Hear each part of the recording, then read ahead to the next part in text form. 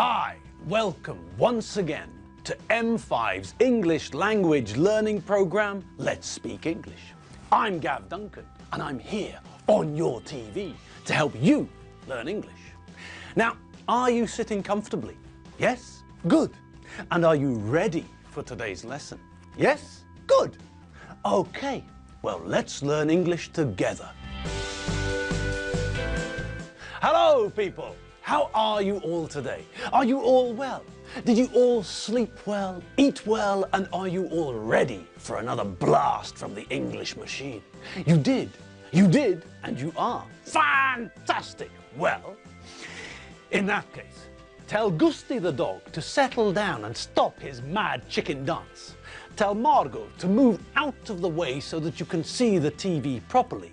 And tell Nigel, that phenomenally attractive specimen of a guinea pig, to stop making that funny snorting sound. I mean, Nigel may be the most attractive guinea pig known to man, but we can't hear the TV because of that funny snorting sound. Nigel, cut it out. This instant. Right now. Nigel? Thank you. That's better. Okay.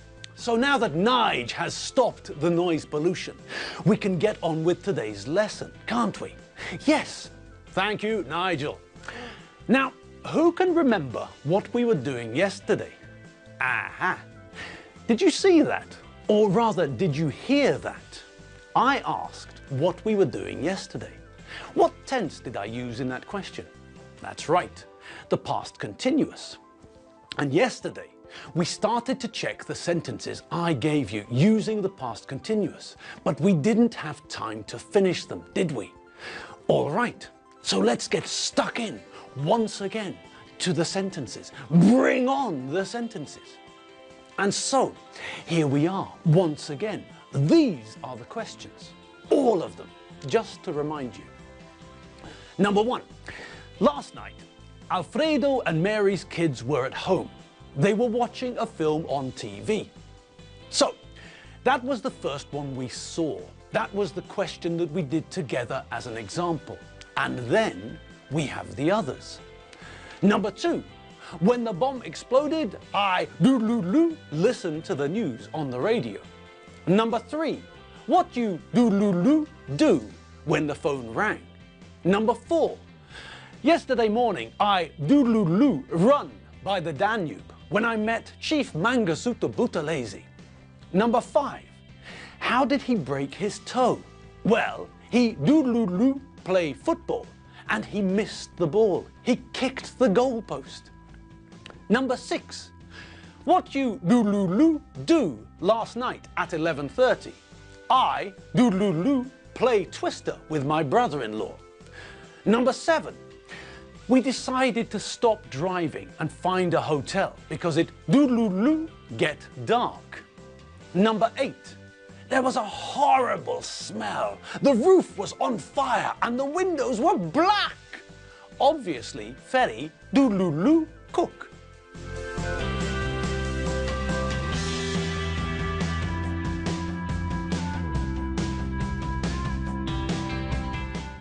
So, those were the sentences, and we completed number two, didn't we? Yes. When the bomb exploded, I was listening to the news on the radio. So, we picked the correct form of the past simple verb to be. The subject is I, and we know that this means I was. Then we added the verb to listen and added ing to the end of the verb to make the past continuous form. And remember, listen, because of where the stress falls, at the front of the word, not at the end, doesn't double the last letter when we add ing.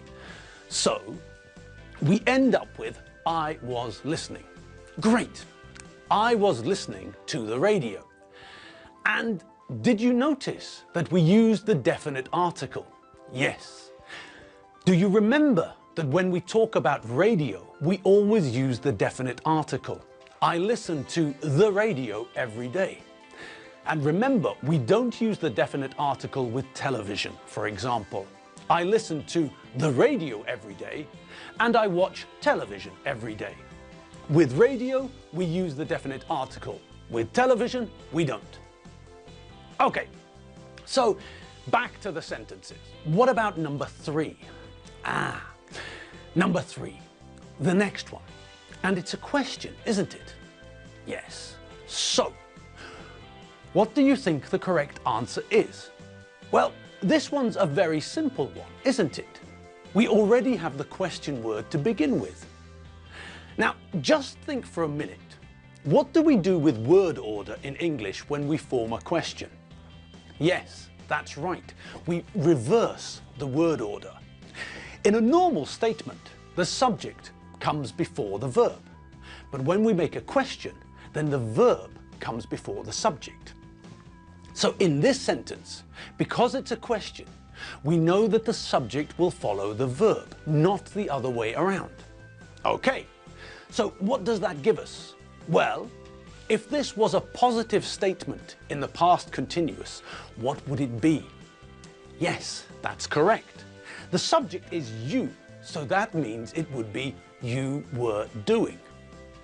Okay, well, we know that this is a question, so this means that we start with the question word, what, then we follow what with the question form of the sentence. We change the word order so that now it's were you doing?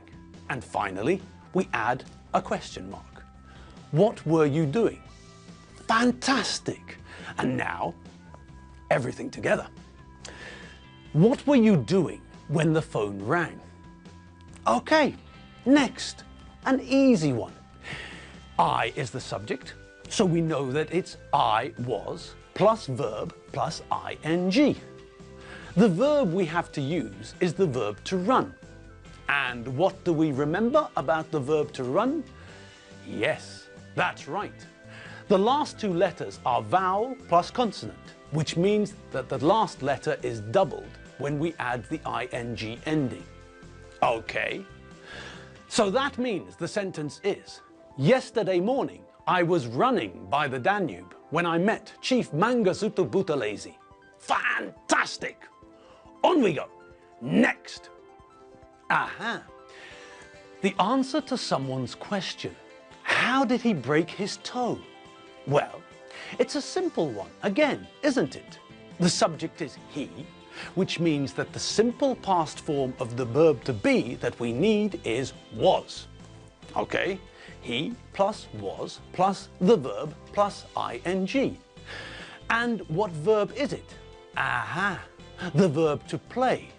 And do we have to do anything with this verb when we add ing to the end? No, the verb ends in y. So all we have to do is add ing. We don't have to change anything. We don't have to double the last letter. We just add ing. Easy. How did he break his toe? Well, he was playing football and he missed the ball. He kicked the goalpost. Superb! And on we go. Ooh! And there's two in this one. The first one is a question. And just like the question we had earlier, this one gives us the question word to. Okay, so using the same logic as the first question, we know that we have to change the word order. We take the statement, you were doing, and change the word order so that the first part of the verb comes before the subject. Were you doing? Okay, now we've got the question word, so we start with that. Then follow with the question and put a question mark at the end. What were you doing last night at 11:30? Wonderful. And now we get the answer, which is also in the past continuous. And in this part of the sentence, the subject is I, which means that the correct form of the verb to be that we need is was. So, I was. And what's the verb? The verb to play. Okay. And do we have to change anything with the verb to play? No. The verb to play ends in a Y. And if a verb ends in a Y, then we don't double the last letter when we add ing. That would be daft. Okay, so it's I plus was plus play plus ing. I was playing. Great! Well done, Tony. I was playing Twister with my brother-in-law. Good. Now, let's put it all together, shall we? What were you doing last night at 11:30? I was playing Twister with my brother-in-law. Brilliant! And on we go. On to the next one. And it's an easy one, isn't it? Yes, we're talking about the third person singular. So, what's it to be? Yes, that's right. It was. Good. And now, which verb do we have to use? Get. Well, do we have to change anything with the verb when we add the ing ending? Yes, we do. Get ends in vowel plus consonant, so we have to double the last letter when we add the ing ending. Simple pimple. We decided to stop driving and find a hotel because it was getting dark. Excellent. And what about the next one? Oh, look. The next one is the last one. Well done us. Okay. What have you got? It's another simple one, isn't it? Yes. This time it's about ferry. So which subject is it? That's right. Ferry is the third person singular. So ferry was. Good. And what verb do we have to use? Cook. Okay. And do we have to change anything with the verb when we add the ing ending? No, we don't have to double the last letter. And why not? Well, have a look at the verb to cook. It's a verb that ends in two vowels and a consonant. And with those verbs, we don't double the last letter when we add ing. Great! So there's no problem, is there? We know that ferry is the third person singular, and we know that cook becomes cooking. Okay, let's see the sentence. There was a horrible smell, the roof was on fire, and the windows were black. Obviously, ferry was cooking. Wonderful! Well done! 10 out of 10! So, that wasn't very difficult, was it? No, we used the past continuous and we completed the sentences just as we had to. Simple! Okay, so we know that we use the past continuous to talk about something that was happening at a particular time in the past. When we use the past continuous tense, we're talking about something that continued for a period of time in the past, but it doesn't continue to the present. Now, in our next lesson, we're also going to practice using the past continuous. But for today, let's just quickly run through the way we make the past continuous tense. First of all, we need the past simple form of the verb to be. This means that we have two choices, was or were. We use was for the first person singular and the third person singular. That means that we say I was, and he was, she was, and it was. For all the other subjects, you, we, you, and they, we use were. You were, we were, you were, and they were. Okay, and after we've decided which form we need for the subject, we have to add ing to the verb we're using. Now, this is the area where we have to be careful. Spelling changes. We know the rules though, don't we? Yes. We know that if the verb ends in E, we have to remove the E before we add the ing. We also know that if a verb ends in vowel plus consonant, we have to double the last letter when we add ing. If the verb ends in two vowels plus consonant, however, the last letter isn't doubled. Okay, those are the basic rules. Okay, now it's time for us to leave. It's time for us to go. Yes, the lesson's come to an end, and it's time for us to turn out the lights and go home.